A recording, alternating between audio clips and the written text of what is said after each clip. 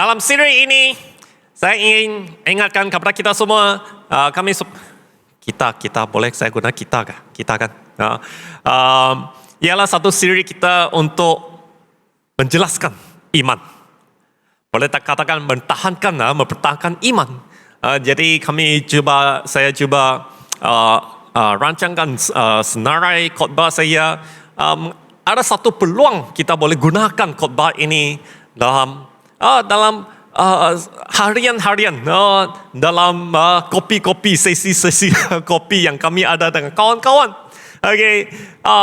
Seperti yang kita tahu minggu yang lalu kita katakan Allah Tritunggal, dan pagi ini kita katakan berkenaan dengan Yesus. Yesus. Siapakah Yesus? Jadi saya percaya dalam pergaulan, dalam sesi-sesi kopi kadang-kadang kita akan ditanya ataupun kita tanya, siapa Yesus? Siapakah Yesus? Jadi dalam Alkitab juga ada terjumpa beberapa situasi ataupun satu situasi yang telah tertulis di dalam firman Tuhan. Juga ada orang tanya, Yesus yang tanya kepada pengikutnya atau murid-murid dia. Siapakah orang lain? Fikirkan aku, siapakah saya? Jadi kebiasaan setiap orang dengan latar belakang berlainan, dengan orang berlainan mempunyai jawaban yang berlainan. Jadi ada orang yang katakan dia nabi, ada orang katakan dia Yesaya, ada orang katakan dia salah satu nabi. Jadi berbagai pandangan, berbagai contoh mereka telah katakan. Nah, hanya sini ada satu masalah. Kalau kita tidak mengenal dan secara tepat, memahami dengan tepat, maka kita akan buat satu kesimpulan mungkin yang kurang tepat. Sebab kita tidak mengenal. Bila kita tidak mengenal, kita buat satu kesimpulan yang mungkin tidak tepat. Itu sebabnya Yesus tanya, siapakah saya? Jadi ada orang yang tanya, ada yang kata dia nabi, ada yang katakan dia Yesaya. Ada orang yang kata dia Yeremia. Jadi bukan ini, jadi disebabkan ini ada satu pemandangan yang kurang tepat mengenai Yesus. Jadi kalau hari ini saya tanyakan, siapakah kamu fikirkan? Siapa Yesus? Jadi kami juga hari ini mungkin ada pendekatan yang berbeza, pemandangan yang berbeza. Dan kalau terutamanya kita tanyakan kepada kawan-kawan yang belum lagi beriman, yang belum lagi percaya, kebiasaan. Mungkin ada dua jawaban yang paling paling common itu ialah apa sudah? Kebiasaan lah. Biasanya ada dua jawaban lah. Jadi pagi ini dengan itu, kalau kita terdengar dua jawaban ini, bolehlah kita gunakan firman ini sebagai satu contoh lah untuk jelaskan siapakah Yesus. Jadi kalau hari ini saya tanyakan siapakah Yesus, kebiasaan bagi saya lah, siapakah Yesus? Kebiasaan mereka akan jawab ini. Yang pertama itu, dia orang yang baik. Dia orang baik. Dan mengapa dia orang baik? Sebab dia mengenal dalam pemahaman mereka yang belum beriman ataupun yang belum lagi pernah benar-benar mengenal, dia hanya mengenal Tuhan Yesus itu orang yang baik. Dia berbuat baik, dia mengajar yang baik, dia bunuh, dia tidak buat kacau, dia orang baik. Jadi kalau begitu kita jadi orang baik sudah cukup, bukankah? Kalau kita kata mau percaya dia, tidaklah. Yesus itu orang baik, kita jadi orang baik, cukup sudahlah jadi orang baik. Dia perlulah beriman, dia perlulah percaya juga sebagai manusia. Buatlah baik, itu cukup Itu sudah memadai. Jadi, tapi persoalan dia ialah kalau kita katakan berbuat baik cukup sudah, ataupun jadi orang baik sudah memadai. Soalannya ialah, dari sini bagaimana saya tanyakan, seberapa banyak yang harus dibuat untuk menjadi orang baik? Bagaimana kita memberi satu definisi sebagai boleh menjadi orang baik? Apa yang kita harus buat? Sehingga tahap mana hanya boleh dikenal sebagai orang baik? Kalau kita katakan, wah kamu harus buat segala sesuatu, setiap kali yang baik, kita tahu tidak mungkin. Sebab kita ada kelemahan sendiri. Kita ada masalah sendiri. Jadi dia mampu juga sampai tahap 100%. Jadi kebiasaan, cukup sudahlah. Kalau saya dia buat salah, kalau saya dia bunuh, dia rompak, tidak buat kerja yang dosa yang besar, cukup sudahlah. Orang baik mah cukup sudahlah. Nah, kalau alasan seperti ini kan, bagi saya sebenarnya satu alasan yang boleh katakan dia ada komitmen.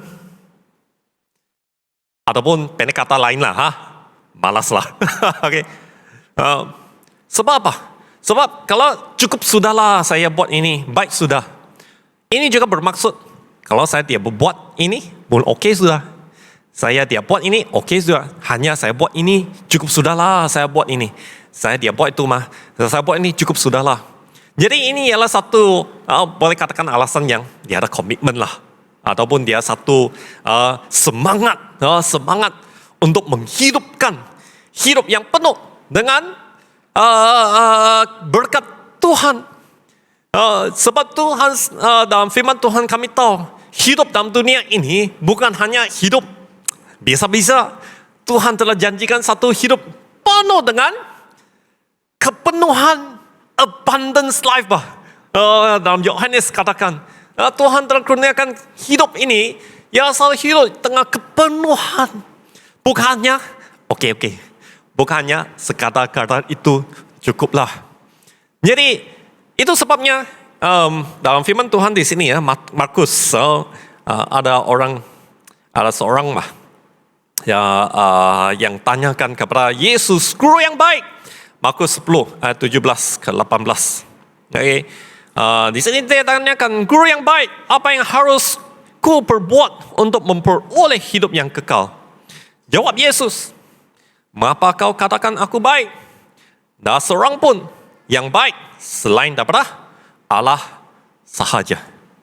Nah, balasan Yesus ini sangat pelik, tapi penuh dengan kebenaran. Memang tidak ada orang yang baik, melainkan Tuhan Allah saja.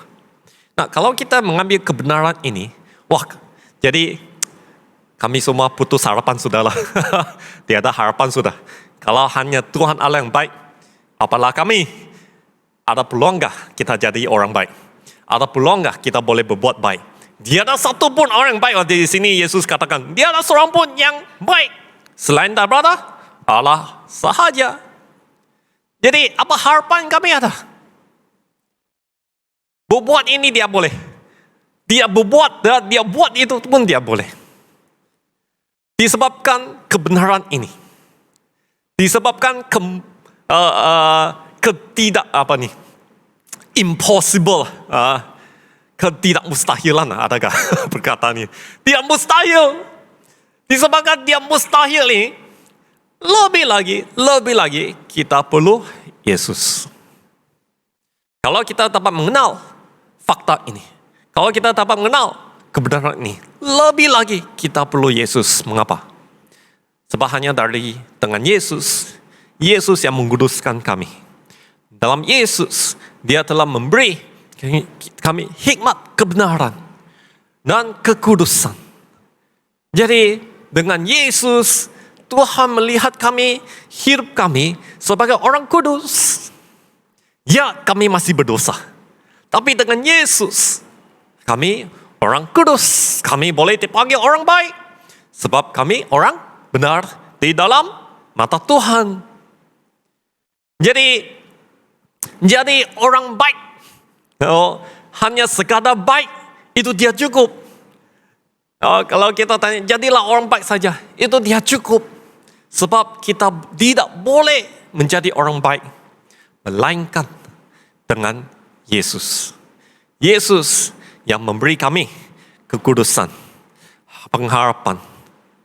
Jadi itu jawaban yang kebiasaan saya dengar lah. Berbuat baik sudah cukup lah. Padahal memang tidak cukup. Yang kedua, siapakah saya? Jawaban yang paling juga kebiasaan saya dengar ialah dia seorang nabi. Dia seorang nabi yang bagus. Dia seorang nabi yang penuh dengan banyak ajaran yang bagus, ajaran moral yang bagus. Dia seorang religious teacher, religious imam kan. Guru agama yang bagus. Okay. Jadi ada yang katakan dia seorang nabi yang bagus, dia nabi yang pertama. Ada yang kata yang kedua, ada yang kata nabi yang terakhir. Dia bukan nabi yang terakhir, jadi dia sah. Nah, apa yang mereka katakan itu, bila dia menjadi nabi ataupun nabi keberapa itu, dia berapa penting lah. Apa pandangan mereka, perspektif mereka dia ialah salah satu antara nabi saja. Okay, nabi yang baik, nabi yang memberi ajaran yang baik. Kalau kita bacakan firman Tuhan, memang boleh katakan dia seorang nabi yang sangat baik ataupun berkuasa, sebab dia ada mukjizat, dia buat mukjizat. Dan pada masa itu, zaman itu, dia telah membangkitkan satu kebangkitan rohani. Boleh katakanlah seperti itu. Sebab apa? Sebab dia memperjelaskan ataupun menghuraikan bagaimana kita harus mematuhi firman Tuhan, mematuhi hukum-hukum Allah. Salah satunya Sabat. Bukankah Sabat? Kalau musim Yahudi ataupun zaman masa itu, Sabat itu ialah sangat terfokus, hanya fokus dalam kerja. Jadi kamu harus datang. Kamu tidak boleh buat kerja. Dia boleh buat ini, dia boleh buat itu. Sebab ia adalah satu tanda hormat, satu tanda persembahan kepada Tuhan. Tapi bila Yesus, bila dia boleh kata mengubahlah, dia revitalize, memperbaharui, boleh katakan memperbaharui pemahaman hukum Sabat ini. Fokusnya ialah apa? Fokusnya ialah penyembahan Tuhan. Fokusnya ialah datang untuk menyembah Tuhan. Bukan hal boleh buat ini atau tidak. Bukan hal boleh selamatkan binatang atau tidak. Hal dia telah memberi satu penjelasan yang baru bagi mereka yang Yesus juga katakan, kalau orang ada tampar dengan muka kiri, apa balasan Yesus? Dia katakan, offer itu apa? Bagilah muka sebelah. Okay, kalau kamu ingin tolong orang, bukan hanya dengan satu patu saja. Okay, jalankan patu yang kedua, walk the second mile. Itu direct translation lah, BM itu apa? Direct translation, jalankan patu yang kedua lah. Walk the second mile. Jadi dia telah memberi banyak ajaran yang bagus.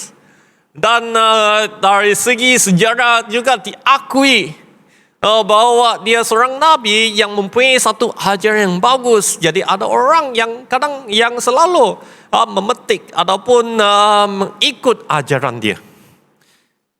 Memang dia seorang nabi. Tapi persoalan yang saya mau tanyakan, kalau dia nabi yang bagus, kalau dia nabi yang mempunyai ajaran yang baik, ajaran moral yang baik, ada kebenaran dalam ajarannya, mengapa kita hanya dengar sebahagian ajaran dia dan tidak mendengar secara keseluruhan ajaran dia? Sebab ajaran-ajaran mengenai kasihlah saudara-saudaramu, ajaran seperti tolonglah, ajaran sahabat semua ini hanya satu bahagian ajarannya. Kalau kita mengakui ajaran ini sangat baik, Yesus juga ada satu ajaran lain. Ajaran yang lain itu ialah dia pernah katakan, saya ialah hidup, saya ialah jalan, saya ialah kebenaran. Dia juga mengajar melalui hidup dia, melalui Yesus saja, anak Tuhan saja, ialah satu-satu jalannya ke Allah. Kalau kita mengambil ajaran-ajaran moral ini bagus, mengapa kita tidak mengambil ajaran-ajaran ini yang sama dengan Yesus? Kamu katakan nabi yang baik, kita harus ikut. Kita percaya nabi ini. Tapi mengapa kita hanya percaya setengah? Dia percaya yang setengah lain. Inilah persoalan. Kebiasaan kita terdengar dia nabi yang baik, kita mau ikut ajaran dia. Tapi kita pilih kasih juga. Kita pilih ini, dia pilih itu. Jadi dia kira walaupun mereka katakan ini nabi yang baik, nabi yang pertama, kedua, sama nabi terakhir itu tidak kisah. Nabi keberapa dia datang ke dunia ini. Tapi apa yang penting, dia ialah hanya satu-satu nabi yang mengatakan saya ialah hidup. Hanya dia satu-satunya nabi yang mengatakan saya ialah kebenaran. Saya ialah jalan ke Allah. Dan satu-satunya saya ialah Mesias. Jadi Yesus itu bukan hanya nabi yang baik, tapi dia sendiri ialah Mesias. Jadi sangat penting kalau orang coba balas dia seorang nabi, ataupun coba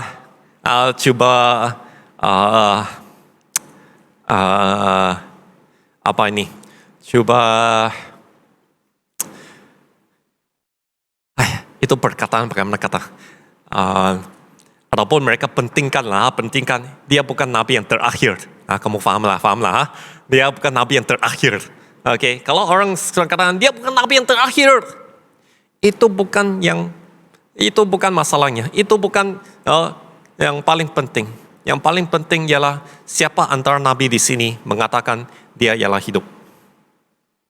Dia ialah kebenaran. Dia ialah jalan. Itu yang paling penting. Jadi Yesus di sini katakan, bila Yesus tanyakan, siapakah yang kamu fikirkan akan aku? Siapakah saya dalam pandanganmu? Yesus tanya kepada pengikutnya. Jadi Petrus di sini jawab. Matius 16 ayat yang ke-16 di sini, Petrus jawab, engkaulah Mesias, anak Allah yang hidup. Nah, balasan Yesus ini sangat-sangat sekali lagi sangat penting dan memberi satu yang kita harus perhatikan ayat yang ke-17 di sini. Nah, dia balas, kata Yesus kepadanya, berbahagialah engkau Simon bin Yunus, sebab bukan manusia yang menyatakan itu kepadamu, melainkan Bapa-Ku yang di surga. Nah, bila seseorang dapat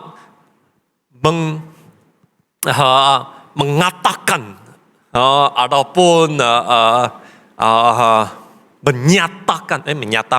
menyatakan Yesus ialah Mesias, Yesus ialah anak Tuhan, Yesus ialah penyelamat. Semua ini sebenarnya ialah kerja Roh Kudus, bukan kerja kami sendiri. Yaitu dari Roh Kudus yang memimpin, Roh Kudus yang memberi satu semangat ataupun memberi satu pengenalan, revelation untuk mengenal siapa Yesus. Itu ialah tanda di mana Roh Kudus sedang bekerja di kalangan kawan, di kalangan saudara yang kami. Kalau seseorang dapat katakan, Yesus itu ialah Allah, Yesus itu ialah penyelamat, Yesus itu ialah anak Allah. Kamu harus mengenal bahwa ini ialah kerja Roh Kudus. Jadi kita harus ambil kesempatan ini, jangan lepaskan, sebab kamu sudah tahu bahwa Roh Kudus sedang bekerja. Keselamatan sudah dekat. Kita harus tolonglah doa. Okay. Sebab ini ialah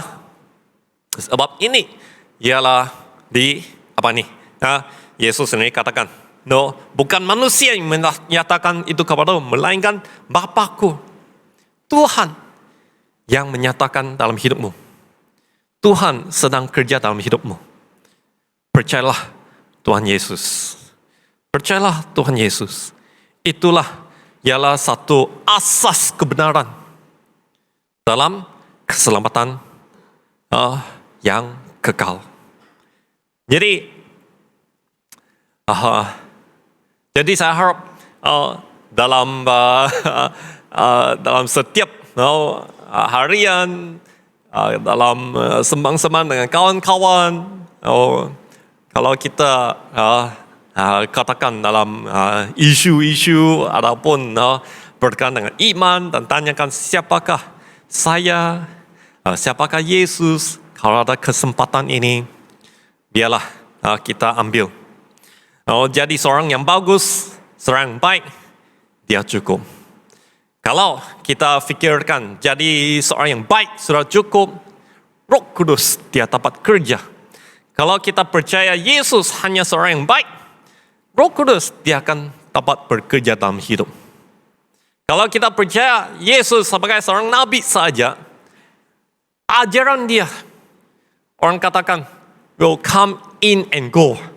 Bermaksud dia akan datang, dia mungkin sangat hebat pada musim ini, zaman ini, dan zaman seterusnya akan hilang. Kalau kita percaya dia hanya satu nabi saja. Tapi kita percaya bahwa Yesus bukan saja orang yang baik, dia anak Allah. Dia yang dapat menjadikan kami orang yang baik. Melalui dia kami dikuduskan. Amen. Amen. Jadi itu dorongan saya lah. Oke. Jadi mari kita berdoa. Mari kita menyuruh kepada Yesus, menyuruh kepada Tuhan, supaya dalam setiap hidup kami dapat diberi keyakinan untuk berkongsikan iman kami. Tuhan, kami bersyukur dan kami mau berdoa pada pagi ini. Ya Tuhan, kamu bekerja dalam hidup kami. Beri kami keyakinan bahwa iman kami ini ialah benar. Bagi kami keyakinan terhadap iman yang kami ada. Keyakinan supaya kita dapat menceritakan, memberitakan, mengkongsikan iman kami. Bagi kami hikmat untuk menjelaskan. Bagi kami hikmat untuk mendorong kawan kami. Terutamanya berkaitan dengan siapakah Yesus. Bagi kami hikmat supaya kami dapat mendorong kawan-kawan kami dari hanya mengenal siapa Yesus kepada mengenal Yesus ialah anak Allah. Tuhan, kami berdoa, biarlah Roh Kudus-Mu bagi kami hikmat. Kuatkan keyakinan kami. Kuatkan keyakinan kami. Tuhan, kami bersyukur dan kami doa semua ini